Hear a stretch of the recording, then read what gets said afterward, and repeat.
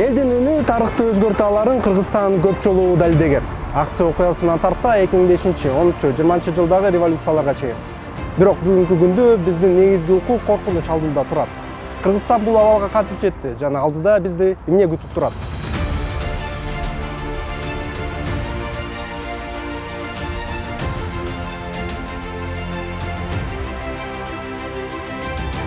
Совет доорунда наразылык акцияларды уюштуруу эч кимдин оюна да келбесе керек. Бирок 80-жылдардын орто ченинде перестройка, башкача айтканда кайра куруу башталышы менен саясий активдүүлүк жандана баштаган. Кыргызстандык жаш студенттер Казакстандагы желтоқсан окуяларына колдоо көрсөтүп Алматыга жөнөштү. Бишкекте Ак үйдүн жанында Абсамат Масалиевдин саясатына каршы ачкачылык акциясы жана жер талап кылган ашарчылардын пикеттери өттү. Жапар Жекшиев баштаган улуу өркүндү эскерүү үчүн ысык көлгө жөө жүрүш коомчулукту курч көйгөйлөргө көңүлүн бурду. 90-жылдын май айында Кыргызстан демократия кыймылынын түзүлүшү жана Топчубек Тургуналиев, Табылды Эгембердиев, Тынчтыкбек Чоротеген сыяктуу лидерлердин иш-аракеттери коммунисттик бийликти алмаштырууда негизги ролду ойноп, Борбор Азиянын коңшу өлкөлөрдөн айырмаланып, Кыргызстандын демократиялык жолду тандаганын көрсөтө алды. 1991 жылы эсимде кышында Балтика боюндагы жараянды танктар менен басып алганга аракет кылышканда Кремль Горбачевдун эле жоокерлери ошондо КДК ага каршы чыккан. Анан 1991 жылы 19-21 августта баягы айтылуу ГКЧП деген эскичил коммунисттердин көтүм аракети болбоду. Ошондо да КДК ачык айыптап чыккан уюмдардан болду да. Мына ушулардын баардыгы КДК өз учурунда тиешелүү саясий окуяларга карата өзүнүн баасын бере алган, ана элдин таламын чагылдыра алган уюм болгондугун көрсөтөт да. Саясий төөлөрдүн бири асмандан эле бизге эркиндик түшүп келип калды. Кремль өзү жанагы үч славян чогула калбаса биз эркин болмок эмеспиз деген сыяктуу сөздөрдү айтып чыкты да. Биз ага каршыбыз. Себеби 1991 жылы 31 августта көз каранды эмес мамлекет деп жарыялады да. Бул бала ыйлабас эмчек жок дейт. Ошондон мурун КДК дагы эгемендикти талап кылган. Анан биринчи ошо 90 жылы 15 декабрда эгемендик жөнүндө декларация кабыл алынган. Анда да өтө көп радикалдуу көз караштар айтылган. Жумурияттын атынан советтик социалисттик деген сөздөрү расмий түрдө конституциянын өзүнөн алып салышкан. Мына үнүн өзү демек эгемендикке карай күчтөр бар экендигин бизде чагылдырган, көрсөткөн. 1999 жылы жайында Ошто улуттар аралык жаңжал Абсамат Масалиевди бийликтен кеткенге түрткү болгон. Кыргызстан демократиялык кыймылынын аракеттеринен улам жана жогорку кеңештеги ички пикир келишпестиктер Коммунисттик партиянын борбордук комитетинин биринчи катчысынын ордуна биринчи президент болуп Аскар Акаевдин шайланышына алып келди. 91 жылы күзүндө баалардын көтөрүлүшүнө байланыштуу Кыргыз мамлекеттик университетинин студенттери Ала Тоо аянтына чыкты. Ошондон бери Кыргызстанда шайлоолор, референдумдар жана олуттуу коомдук саясий окуялар дайыма митинг, жолдорду жабуу жана ачкачылык акциялар менен коштолуп келет. Кыргызстан тарыхында түбөлүк кала турган наразылык акцияларынын арасында Аксы окуясын айтуу биздин парз.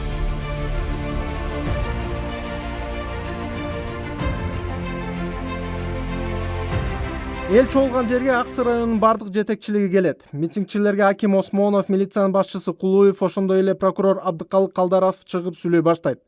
Калдаров күч колдонууларын ачык эскертип, чогулган элге тарап кетүүгө 15 минут убакыт берет. Бир нече мүнөттөн кийин спецназтын командири Ниязалиев ошол эле сөздү кайталайт. Куралдуу жана жабдылган атайын күчтөр мурда 10-20 метр аралыкта турган элге көздөй жылат. Күбөлөрдүн көбү милиция бөлүмүнүн жетекчиси Али Кракишев спецназга атууга башын ийкеп визуалдык белги бергенин белгилешет.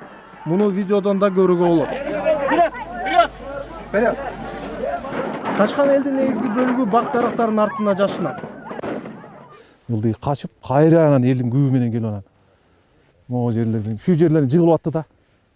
Алдыңкылар ушул жерлерден келип, ушул жерлерде жыгылып атты. Анан мен оң жерден жыгылдым. Тетте кар турго. Ошол жерден жыгылдым мен. Ошол жерден жыгылганда эле ушул жака ок тийген экен да.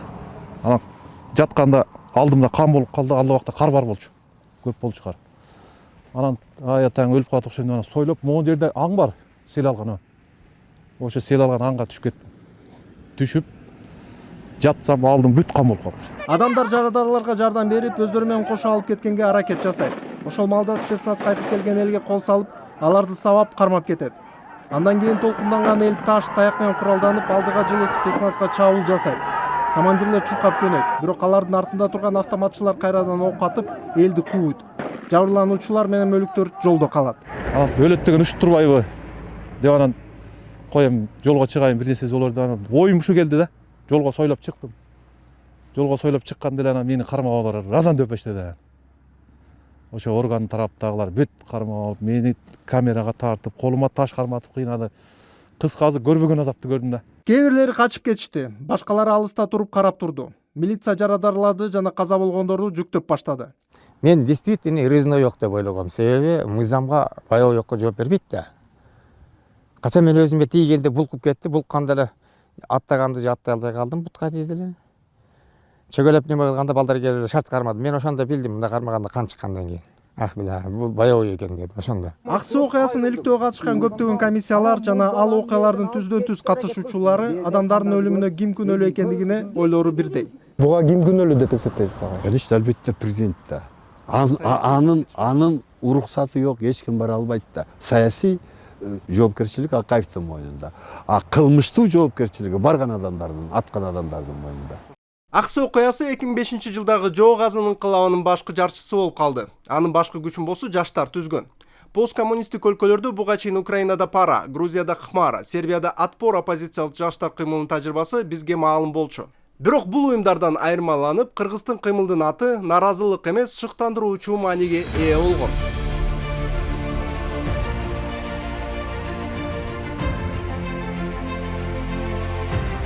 Бул кыймыл менин оюмча абдан да бир чыгармачыл кыймыл болду.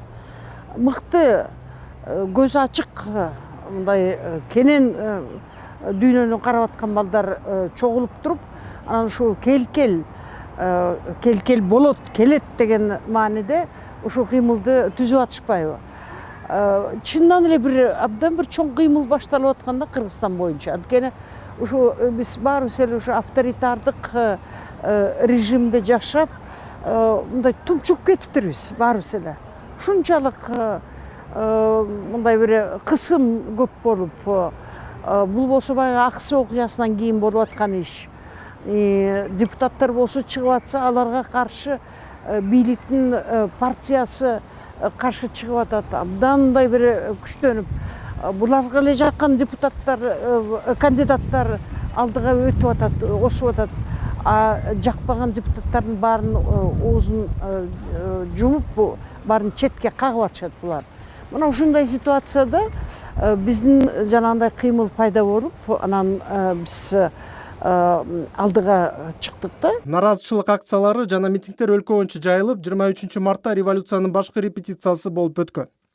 Шааригибизди үйлөп, лентабызды тагып эле Уткуя Салиеванын алдына чыкканбыз. Чыгып эле башталып электи эле жана милициялар келип бүт кармап алып кетип калышкан да. Ошондо мен кармалгам, бирок автобуска чейин жетпей калгам. Менин Денислан деген бала мени алып калган. Ошо кийинки күнү аябай ошого жиним келип, кайта кийинки күнү дагы чыккам да. Чыкканда анан ушул жерге келгенбиз. Келип топтолуп, бул жеринде келгенде аябай көп жаштар менен таанышкам. Ой жүгүрүнтүсү совсем башка, билими, кругозор такыр башкача да, жана мектептеги круг эмес. Ал жак совсем башка дүйнө, бул совсем башка дүйнө экенин билип, анан менин жашоомун, менин каалоом бул мектеп эмес экен деп ошондо түшүнгөм мен. Революция күнү 2005 жылдын 24 мартында дээрлик бардык жерде хрониканын видео жана фото кадрларында өзгөчөлөнгөн сары келкел ленталарын көрүүгө болот. Инкылап соода түйүндөрдү талап тоноо менен коштолду. Бирок келкел бул жерде дагы колун жайып чет жакта олтуруп калган жок. Жоо газын революциянын идеяларын коргоп көчөгө чыкты.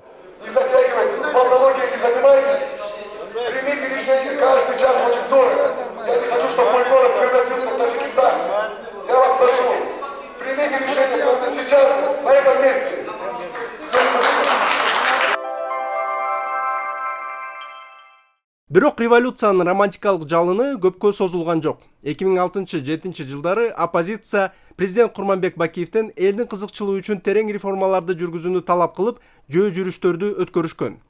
Негизги максат чыныгы элдик бийликти камсыз кыла турган конституция кабыл алуу болчу. Бул кампанияны 2006 жылдын апрелинде түзүлгөн реформа үчүн кыймылы жетектеген. Андан кийин 2007 жылы наразылык акцияларын Бириккен фронт оппозициялык кыймылы уланткан.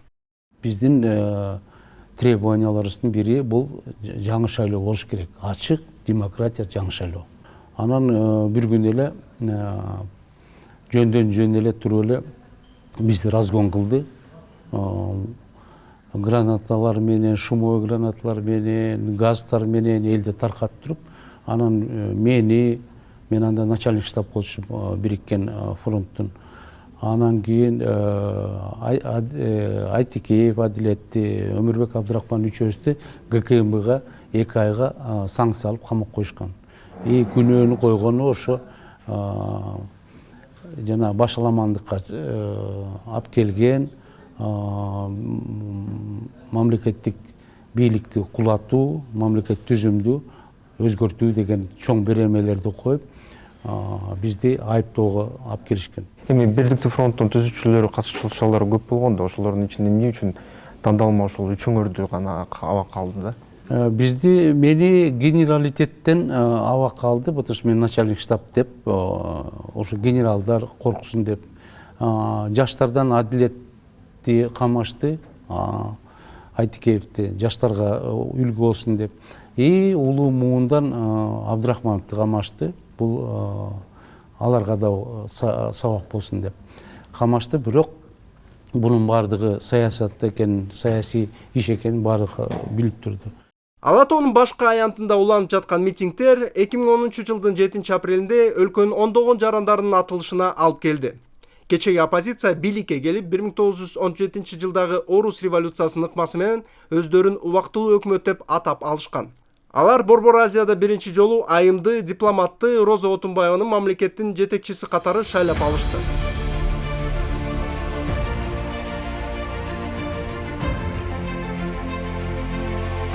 Отунбаев өз каалоосу менен кызматынан кетти. Бул Кыргызстанда сейрек кездешүүчү көрүнүш.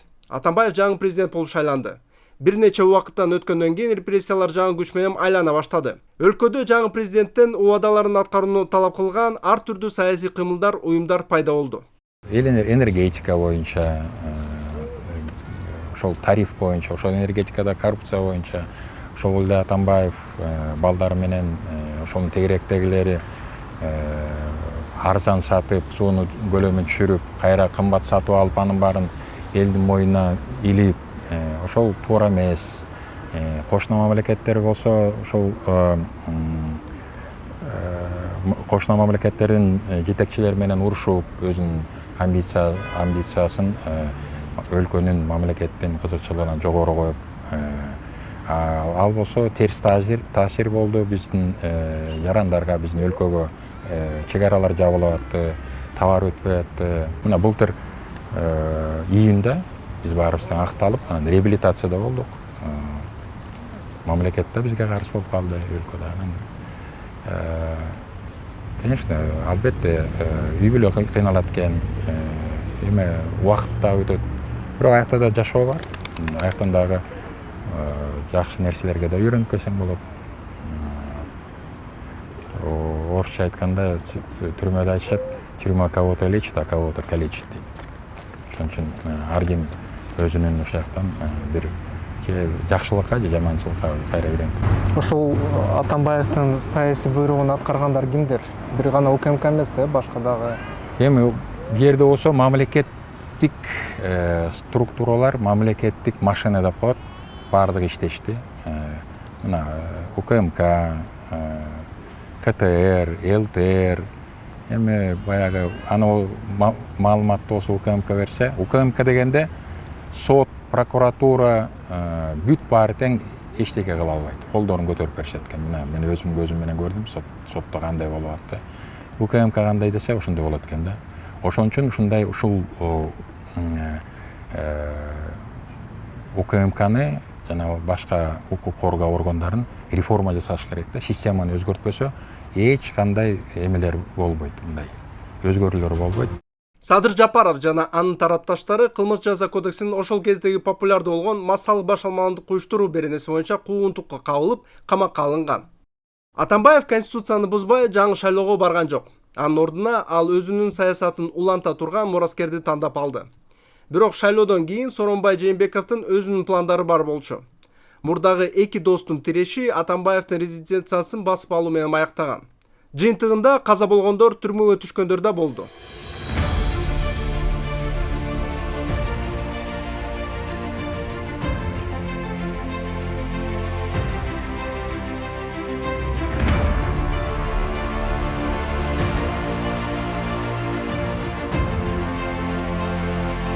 Эки миң жыйырманчы жылдын октябрында Кыргызстанда өткөн парламенттик шайлоонун жыйынтыгына нааразы болгон митингтерден кийин бийлик алмашты.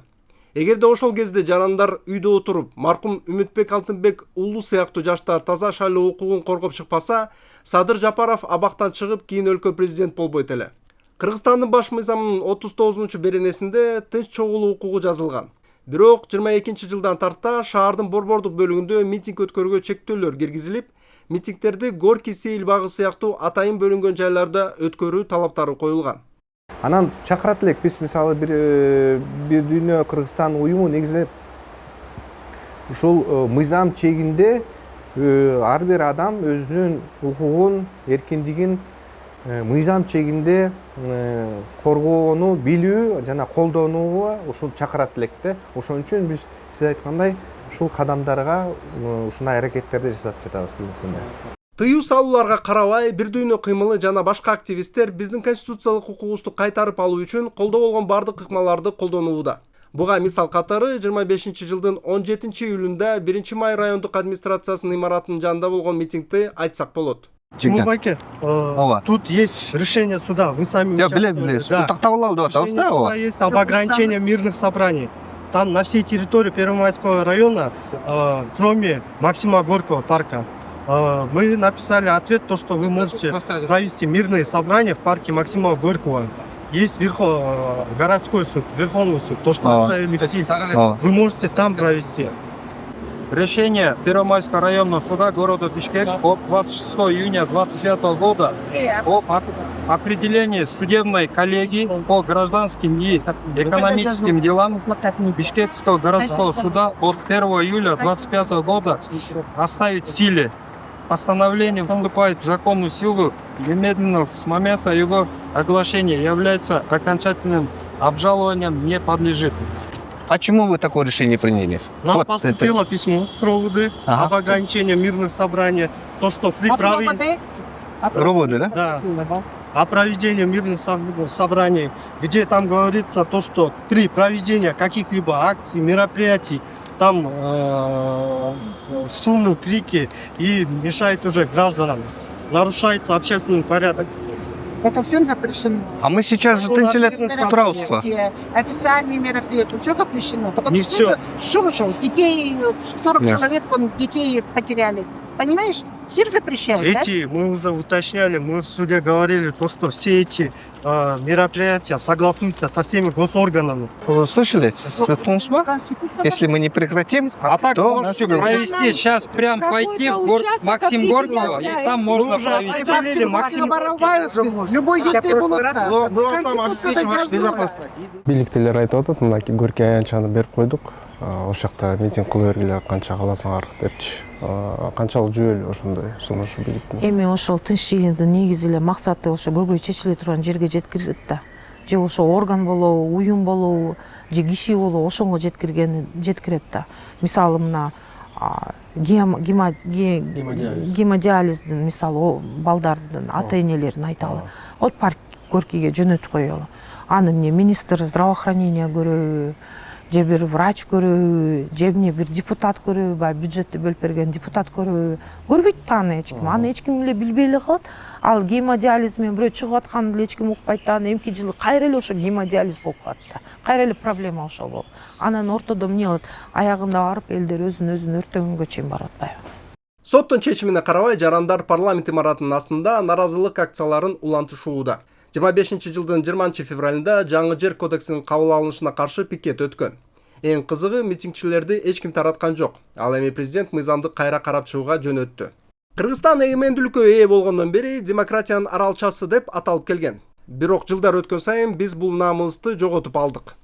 Кыргызстанда эмне үчүн ушунун баардыгы кайталанып атат? Анткени бийликке келгенден кийин эле баардыгы органдарды, улуттук коопсуздук кызматы, ички иштер министрлиги, прокуратураны, анан налоговый инспекцияны, мурунку финполицияны баардыгын өзүнө бийликке иштетип, буларды бир нукка түшүрүп коет да, булар мурунку президенттерин кайталайт.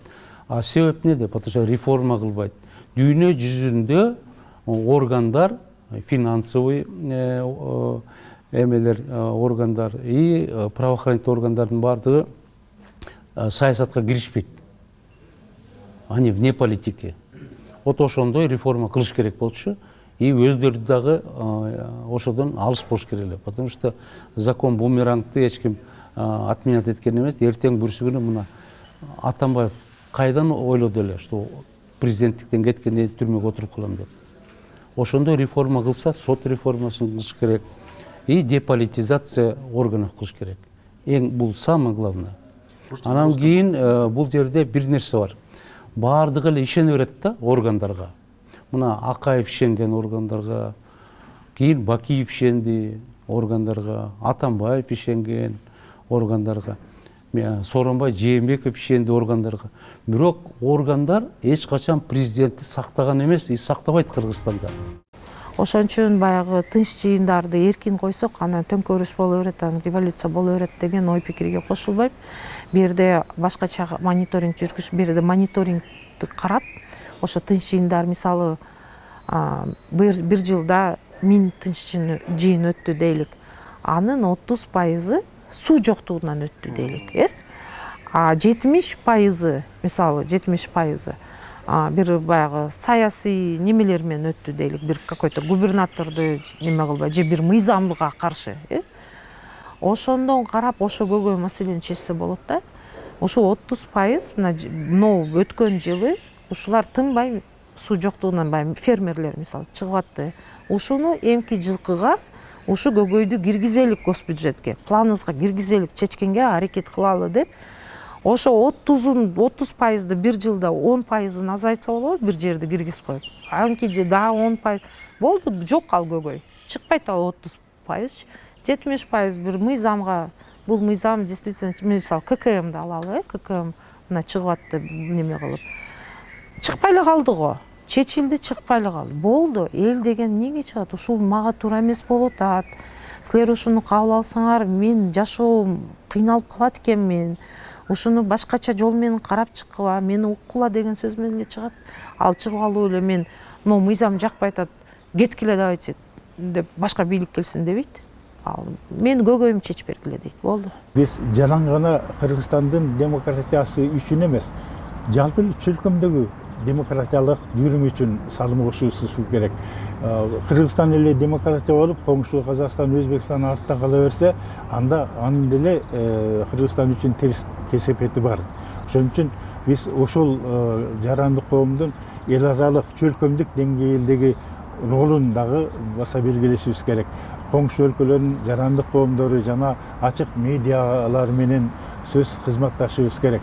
Менимче биз мындай артка чегинген менен, бирок таптакыр ошо жетишкендиктерден кол жууп калдык деп айтуудан кайманабыз, себеби азыр дагы эле жетишкендиктерди сактоо үчүн мүмкүнчүлүгүбүз бар.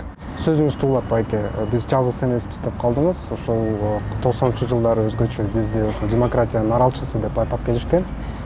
Чын эле ошого негиз болгон, бирок аралча катары жашаш кыйын экен. Эми ошол аралча статусунан арылдык десек болот да. Ошол авторитардык коңшу мамлекеттердин бизге болгон таасири, Кытай, Орусия сыяктуу мамлекеттер дагы таасирин ошол күчөшү менен дагы сөз эркиндигинде тайып кеттик да биз. Буга кошуласызбы сиз? туура. Эми алар түздөн түз биздин кайсы бийлик бутагыбызга таасир этти деген бир маселе бар.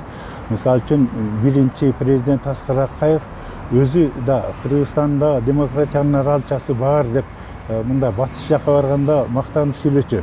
Бирок дал ушул аралчанын муунтуунун алгачкы жана ыраттуу кадамдарынын баардыгын ушу президент өзү жасаган.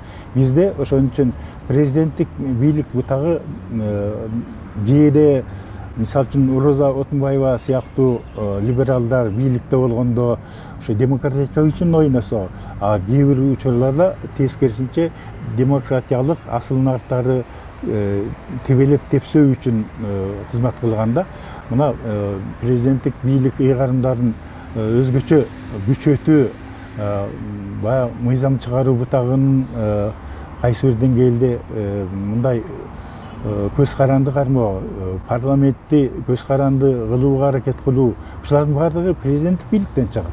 Демек, ошол биздеги бир катар артка чегиндүүлөрдүн баардыгы ошол биздин көптөгөн президенттердин же Москвага, же Бейжиңге карагандыгы алардын бийлигинин авторитардык ыкмаларын өзү үчүн өрнөк кылып алгандыгы болуп саналганда, демек биздин мындай жарандык коом ошону мындай коомдун азыркы деңгээлинин диагнозу катары карап, дайыма ошо президенттик бийликтен ошо биздин сөз эркиндиги, басма сөз эркиндигин талап кылган, аны менен мындай баарлашуу дагы болсун, ага талап кыла кое тургандай мыйзам чегиндеги иш аракеттерди да жүргүзүшү керек деп эсептейм. Эркиндиктин символу болгон тынч жыйындарды уюштуруу жок болуу коркунучунда турат. Ак Суу окуясынан 3 революциядан чыңалган элдин духу сынбайт деген үмүт бар. Анткени элдин үнүн угуу гана Кыргызстанда туруктуулукту жана өнүгүүнү камсыздайт.